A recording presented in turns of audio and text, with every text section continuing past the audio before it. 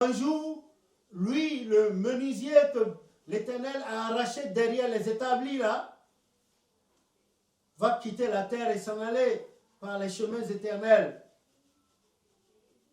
Mais malheur à quiconque divisera l'Église, sa vie sera divisée, sa maison sera divisée, sa famille sera divisée. Tout ce qu'il fera sera divisé, il sera maudit. À la paroisse mère, au siège suprême, il a dit ça. Au moment où il disait ça, ceux qui se paradent aujourd'hui dans des tenues de mandarin comme pasteurs n'étaient pas encore chrétiens célestes. Ils n'étaient même pas encore adolescents. Ils étaient purbains encore. On les a vus arriver. Pourquoi est-ce qu'ils ont attendu que l'Éternel Dieu ait rappelé Papa Ochofa pour dire non, c'est ses mains? Le Dieu qui a dit à Papa Ochofa, c'est ses mains, c'est ce même Dieu qui plus tard a dit en 1957 à Papa Ochofa à Abidjan par la prophétie de maman Elisabeth Kapouin Yansounou que tôt ou tard, il y aura un lieu qui sera une propriété indivise pour l'église du christianisme céleste, que c'est là-bas que le pèlerinage qui a tantôt lieu en décembre au Dahomey à l'époque, actuellement Bénin, aura lieu. Parce qu'il n'y avait pas de place dans l'hôtellerie pour la Vierge Marie, pour qu'elle enfantât notre Seigneur Jésus, et ils ont trouvé une place dans la bergerie, que ses mains étaient comme la bergerie pour l'église du christianisme céleste, que quand le temps sera arrivé, ce serait ailleurs. Mais cet ailleurs-là appartiendrait à l'église du christianisme céleste. Propriété indivise. Le prophète a reçu la première fois cette prophétie-là. En outre, en 59, à la paroisse mère, toujours par la veuve qu'on appelle Rom Djoko. C'était une veuve qui a fait le naziréat. Après la mort de son mari, elle était sur la paroisse jusqu'à sa mort. Elle a donné la même prophétie. Après elle, il y a maman Assoukome, une veuve aussi, qui a fait le vœu de naziréat, qui était toujours sur la paroisse à s'occuper de la propriété, de la paroisse, le siège suprême de l'église et des malades. Elle a donné la prophétie. Et au prophète Ochofa lui-même, le message a été donné en 1972, quand il était en tournée missionnaire dans la zone rurale Ouémen, et est arrivé à Goniloé, un petit village à Goniloé. Il était en compagnie du devancier Botounou Pierre, qui a connu l'église en 64. Il suivait le prophète partout, c'était un chansonnier de l'église. Arrivé dans ce village à Goniloé, pendant qu'il était avec le prophète a eu un coup de barre, c'est-à-dire il s'est assoupi quelques instants et il est revenu à lui et dit à ce devancier, tu sais ce que j'ai vu maintenant? L'autre a dit non. Et il dit à l'autre, il dit à Botounou Pierre, Père son âme, il dit que dans mon petit sommeil de quelques instants, j'ai vu un petit serpent sortir de la forêt, d'une petite forêt, avec du feu à la gueule. Il traversait pour aller dans la grande forêt, toujours avec le feu à la gueule. Qu'est-ce qui va se passer? Ah, Botounou Pierre, sans coup férir, dit tout d'un coup, certainement que le feu que le serpent a à la gueule va embraser la grande forêt. Le prophète Ochofa a dit oui, c'est vrai, c'est une réponse, mais ce n'est pas tout à fait ça. Attends un peu, nous serons situés bientôt. Et moins de 3/4 d'heure après, Papa Jules Baudré, nous surnommé Papa Agongue, Oli Agongue, est arrivé depuis Agongue jusqu'à Goniloé. Voyez un peu la distance. Sous l'effet du Saint-Esprit, comme Philippe a été emporté par l'Esprit dans le désert. Et sur la route de Samarie, lui, Papa Agongue, Jules Baudré, a été sous l'emprise du Saint-Esprit et emmené jusqu'à Goniloé depuis Agongue jusqu'à Goniloé. Ceux qui connaissent la zone vont vous dire la distance. C'est pas mince. Il est arrivé en prophétisant. Parce qu'en ce temps-là, le prophète faisait des déplacements sacerdotaux, missionnaires, avec mon papa, ma maman. Mais un temps, mon papa a été rappelé à Dieu, donc il a continué avec d'autres. Quand papa Bogranou est arrivé net, il s'est mis à prophétiser à genoux et il a dit à papa Chauffard, voilà ce que dit l'Éternel. Dans pas longtemps, je te ferai sortir de ce pays pour un autre pays plus grand. C'est là où tout ce que je t'ai dit par la suite comme promesse se réalisera. C'était ce qui nous intéressait le plus. Quand l'esprit l'a quitté, il s'est mis à genoux, il a attrapé les pieds de papa Ochofa, il s'était mis à pleurer et il a dit à papa Ochofa, si l'esprit doit te faire partir, qu'il te plaise de nous construire notre paroisse d'Agongé, car le premier miracle, sinon le deuxième qui s'est produit dans ta vie, ça a été sur ce sol. Mais en ce moment, l'esprit n'avait pas donné encore à papa Ochofa, ne lui a pas révélé de fonder l'église du christianisme céleste. Et c'est comme ça, papa Ochofa a sorti de l'argent et on a construit le temple d'Agongé, au fronton duquel, eux, ils ont écrit berceau de l'église du christianisme céleste. Non. Agongé n'est pas le berceau. C'est vrai que l'Éternel Dieu a employé les mains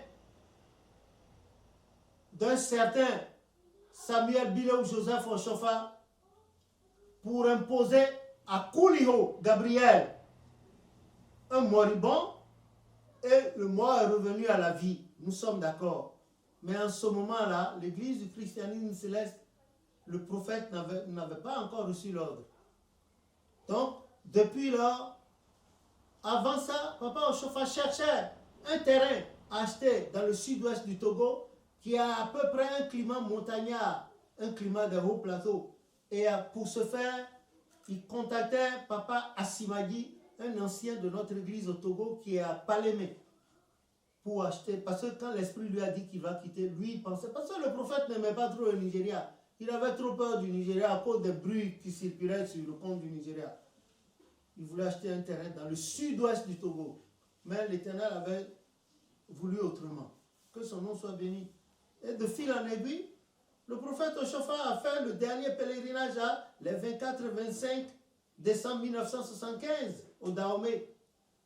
Et le mercredi 7 janvier 1976, c'était en 1975 le dernier pèlerinage, et le mercredi le 7 janvier 1976, bon matin, il a reçu l'ordre de partir, il est parti.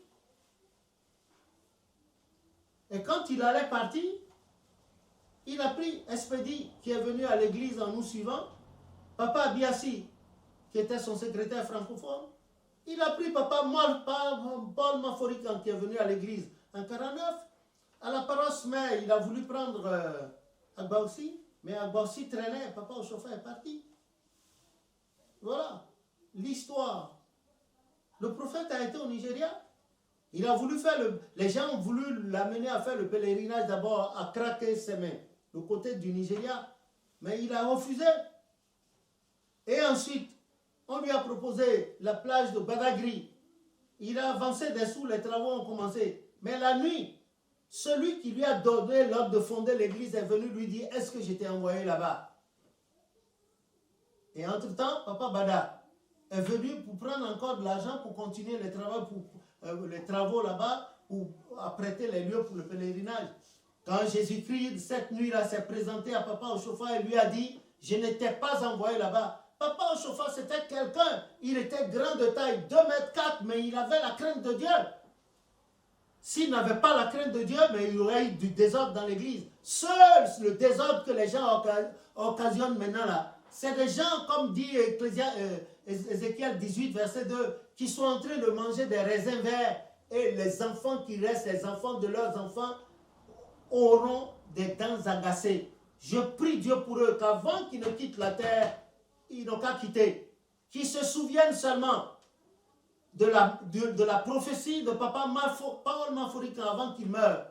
Papa Maforikan a dit qu'il a eu une vision et que dans cette vision, il a été emmené au ciel où il a vu les saints Et tous les chrétiens célestes qui étaient morts, surtout les devanciers, tout ça, et qui les a vus tous, ils étaient enchaînés, eux tous, dans de grosses chaînes, et on a mis une grosse pierre sur le dos de chacun, et ils étaient en train de demander pardon. Papa Paul Maforican, voilà le message qu'il a eu. Maintenant, des gens qui sont arrivés qui n'étaient rien, ils n'ont pas la crainte de Dieu, ni le souvenir de Papa Oshofa.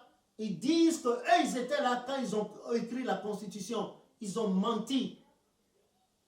La rédaction de la Constitution ici, vous voyez, je l'ai trop touché. Vous voyez, voilà le Christ et puis les brebis là. J'ai trop touché à ça. Vous voyez.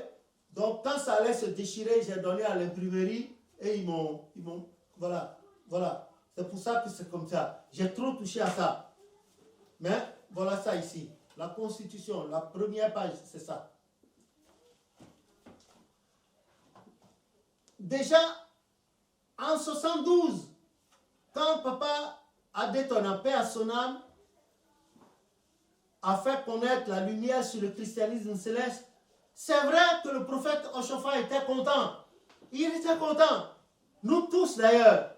Et si on doit dire, à part le livre de chants que Papa Yansounou écrivait, franchement, la lumière sur le christianisme céleste était une brochure historique dans l'histoire de l'Église. Parce que jamais jusque-là, il n'y avait eu aucun livre qui eût pu parler de l'Église du christianisme céleste. Mais la joie de Papa Oshofa a été écourtée. La joie de Papa Oshofa a été écourtée en ce sens que quand il a vu le livre, dans un premier temps, il était content. Lumière sur le christianisme céleste là. C'est ça. Vous voyez? Voilà la première page. C'est ça. Voilà la première page. C'était comme ça. C'était comme ça. Mais avec les années, à force de toucher à ça, avec les années, voilà. La première page, c'est la lumière sur le christianisme céleste. Voilà ça. Comment c'était au début?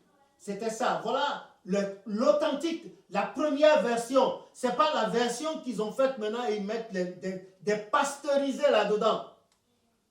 Voilà, c'était ça. Mais à force de toucher, ça a commencé par se déchirer et intelligemment, j'ai enlevé ça, j'ai mis de côté et j'ai donné à l'imprimerie et ils m'ont fait ça. Voilà. Voilà. Si vous avez la lumière sur le christianisme céleste, voilà, l'original, l'authentique, c'est ça. Ne regardez pas cette couverture, c'est moi-même qui l'ai fait mettre à l'imprimerie parce que ceci-là, la couverture originale, vous voyez, si je n'avais pas fait ça, ça se serait déchiré depuis. Donc j'ai fait cartonner, voilà, la lumière sur le, voilà la première page et vous aurez ça. La deuxième page et vous saurez ça. La troisième page avec l'œil exactement comme ça. Si vous avez la lumière sur le christianisme céleste qui n'a pas ces trois pages que je vous ai montrées, il faut savoir que c'est la manipulation. Comment? Papa Adétona, tout le monde sait. J'étais bien avec lui par la grâce de Jésus. On échangeait, il me posait